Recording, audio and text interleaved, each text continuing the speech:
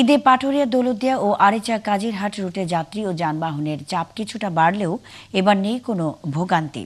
দক্ষিণ পশ্চিমাঞ্চলের জেলার ঈদে ঘরমুখ যাত্রী ও যানবাহনের চাপ নেই মানিকগঞ্জের পাটুরিয়া ফেরিঘাটে। 3টি ফেরিঘাটই অনেকটা ফাঁকা। ফেরিগুলো বসে আছে যানবাহনের অপেক্ষায়। মাঝে মধ্যে প্রাইভেট কার ও মাইক্রোবাস সহ ব্যক্তিগত গাড়ি এলে সরাসরি ফেরিতে উঠে যাচ্ছে। ফেরি কর্তৃপক্ষ জানায় পারাপারের জন্য 17টি ফেরি নিয়োজিত আছে।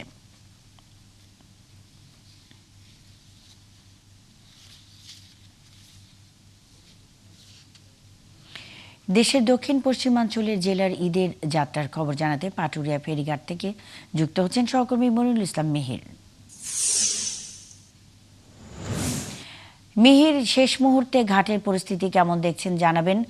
কোনো ভোগান্তি আছে কিনা এবং যাত্রীরা কি বলছেন?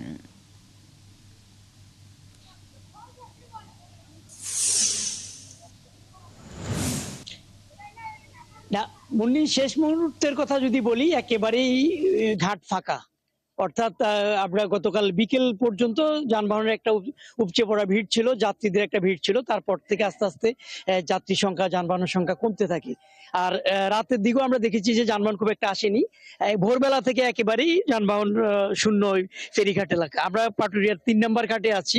আর নিশ্চয়ই আপনি ক্যামেরাও দেখতে পাচ্ছেন যে এখানে বড় একটি ফেরি, বীরশ্রেষ্ঠ ডাক্তার গোলাম মাওলা ফেরি, পাশে আছে এনায়েতপুরি। ফেরিগুলি একেবারেই ফাঁকা, অর্থাৎ গাড়ির জন্য, যাত্রীর জন্য অপেক্ষা করে আছে।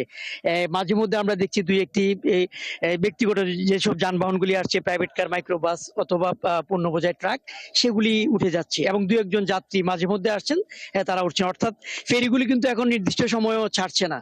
যখন যানবাহন আসবে পুরোপুরি ভরলে তারপরে ছাড়বে। আমরা কিছুক্ষণ আগে একটি ফেরিকে দেখেছি, সেটি দৌলতদিয়ার উদ্দেশ্যে চলে গিয়েছে এবং সেটি 30 মিনিট পর্যন্ত ঘাট এলাকায় অপেক্ষা করে তারপরে যানবাহন আসার পরে চলে গেছে। অর্থাৎ এখন ফাঁকা চলে বলাই চলে।